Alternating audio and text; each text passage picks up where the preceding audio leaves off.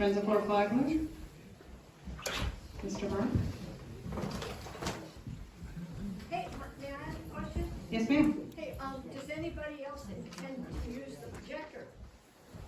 Is anyone else, I don't think so. Well, I'll turn it Citizen on. of the Year? No? Okay, thank you. Look at that screen.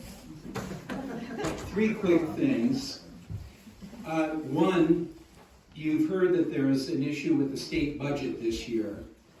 It makes our advocacy role for state parks and Fort Flagler ever more important. We'll be doing that. We're going to let you know if we need help. Specifically, we're looking to work on two capital items. One is the next phase of renovations to the oldest buildings at the fort, some of which are in really bad shape. They have beautiful new slate roofs. Beautiful new slate roofs, but they don't have siding that's worth a damn, and things are rotting. So that's one. The second one is the Mystery Bay Pier is part of the marine projects that the state is proposing. So we'll be advocating for money that includes funding to accomplish an improvement, a fix to the Mystery Bay Pier and get it back open. They're hoping to get to that this summer. And we're going to keep their feet to the fire. Yes, sir. Yes. Second thing is the theater. World War II theater. You've heard a lot about this now for some years because it's been a long-term project. How many of you, I just want to ask the question, how many of you have been to a program, a meeting, a dance, a concert in the theater? Okay, well, you haven't been there since 2019, have you?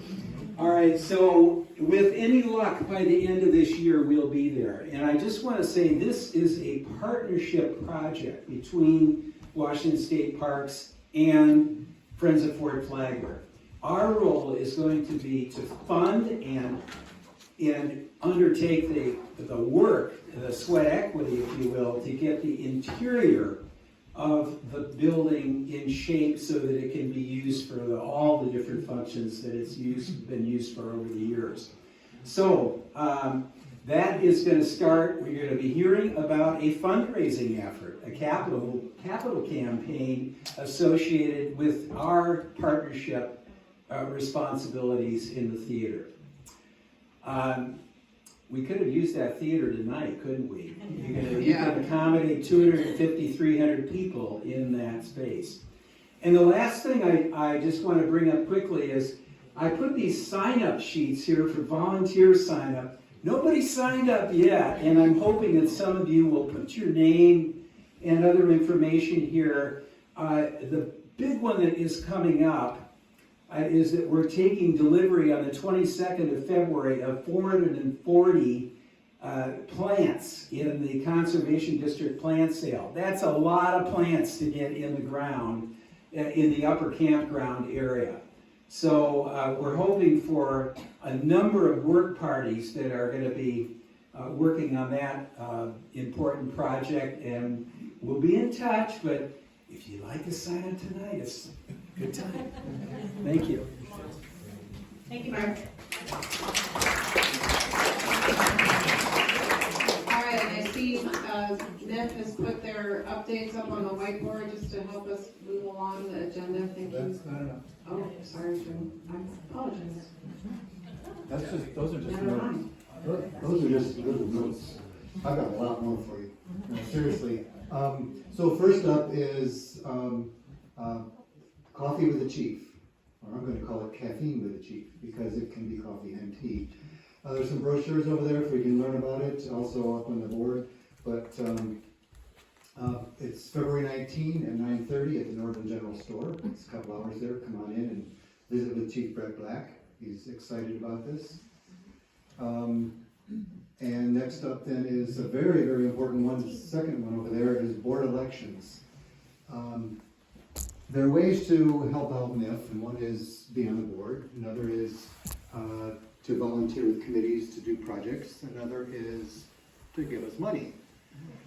We'll take any of them. But the one we need right now is new board members. We have a couple positions open. Elections are in March, so we'll take candidates, get your name out there.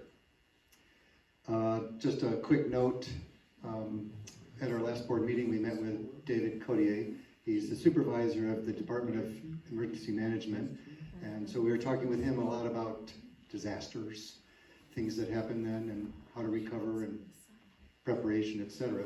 So it's just an interesting thing that we're working with. This ties in a lot with our resilience committee run by Doug Moore, but it's really preparedness. So stand by for more. And then the last thing I've got for you is our CPR classes, which are held here. How many of you have taken one of our CPR classes? Wow, look, wow. We've had 2 recently. Those are done now. We had a celebrity student there. That was Chief Brad Black, so that was pretty interesting. After that, it's our thanks to John Ganella for doing these classes. And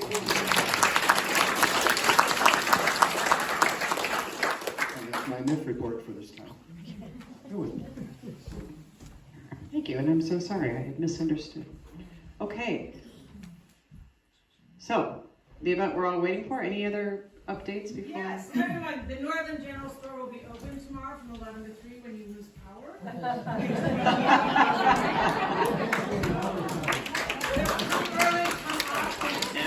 Generators running at the Northern store. Okay.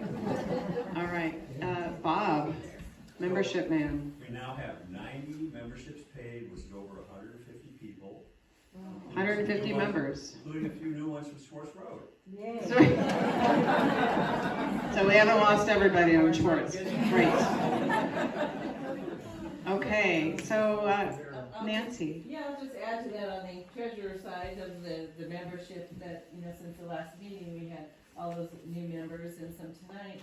But we also received a matching gift from somebody. So if any of you have an employer that has a program that provides a matching gift, that was a really nice gift that we received, a donation from a corporate employer. So that was new and we just received, and we I don't think she's in here, so that's all I have for the treasurer's report. Okay, But we're doing good. see Bob and we'll take your money. And more.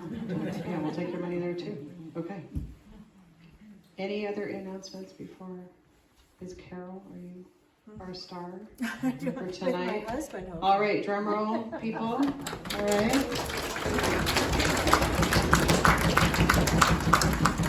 To mention the Citizen of the Year.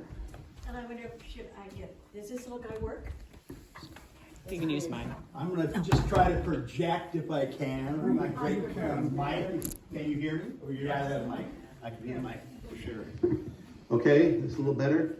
Well, first off, thanks for hanging in here. These are the usual smiling, familiar faces that attend these things and hang in to the bitter end. But this is not a bitter end. This is an amazing, amazing part. This is why we came tonight, to honor the recipients of Citizens of the Year. And as most of you know, in December, natives here on the island are asked to submit nominations for who they feel deserves that recognition as Citizen of the Year.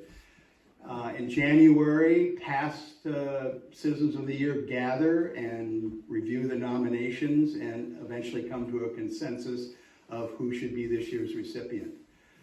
It's always a difficult decision because there are, as you all know, people on this island who go under the radar doing so much for our island, and that choice is always difficult. But generally, the largest number of nominations kind of wins the day after we discuss it.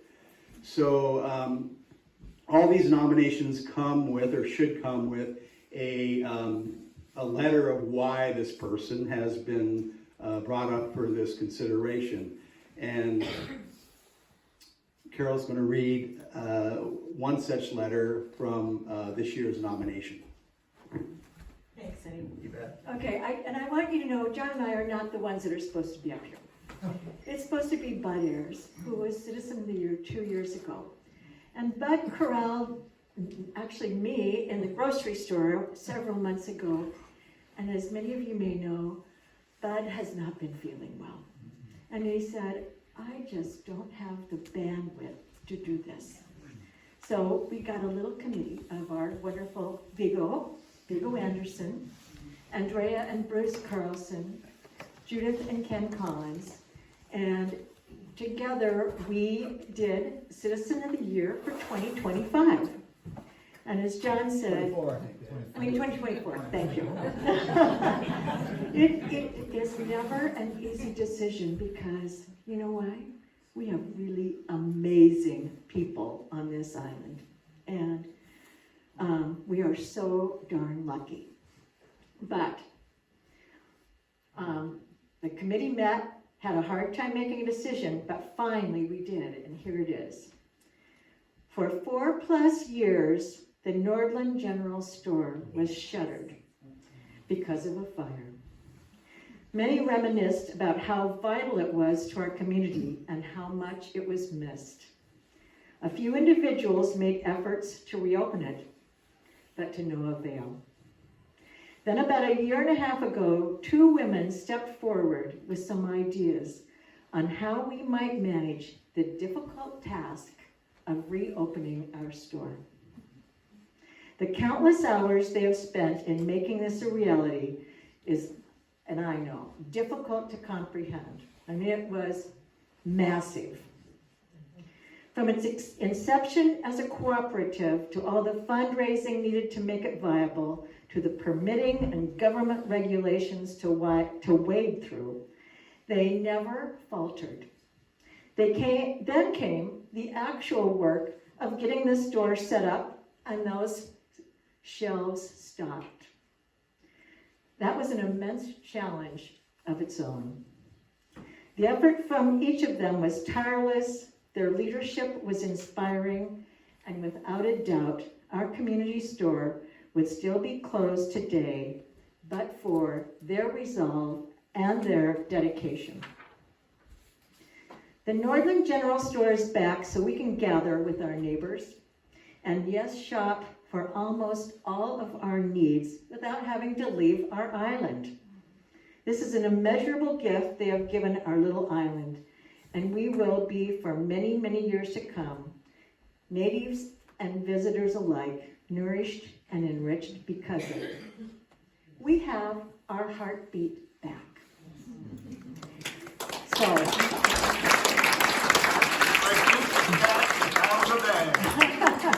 Darcy Fisher and Patty Buckley.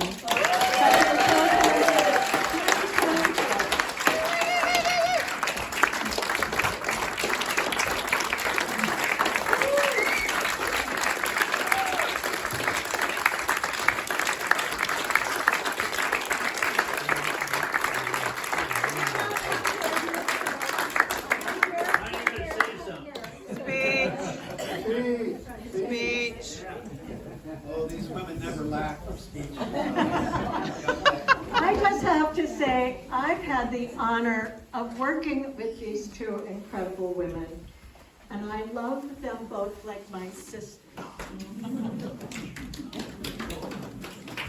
Pretty cool. Do you guys have any speeches to make, other than come shopping? Tomorrow. So Marcy and I were talking on the way here that we are now 1 year and 5 days from the day that we stood in front of you, almost everyone here, last year to say that we were going to reopen the store. And it's kind of miraculous to think that somehow we went from that to where we are now. And we are so incredibly, I think I can say we are so incredibly proud of what we as a community have built. And it is so heartwarming to be in that store and have people come in with gratitude and smiles and hopefully full shopping carts. So it's really amazing to have this honor. And as someone that is pretty new to living on Maristone, not visiting, but living, it has been such a gift to get to know so many people on this island, and I could not be more full of gratitude. And I see so many people in this room, by the way. It's kind of crazy to think like it's 2 people getting honored, because this would never have happened without so many people that are here right now, people that are not here right now, the amazing staff and team that we have, and most importantly, our members who keep us going. So thank you.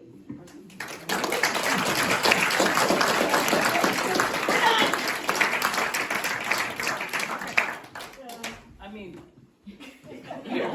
What she said. she's hard to follow in any situation. She's incredible, but like she said, it's not just us, and we certainly didn't do this for any credit. Although it's an honor to have your guys' votes of confidence, but it's our community store. It's going to be here forever for all of our community, and we're just lucky to have been able to be a part of building it. So thanks everybody. We really appreciate you.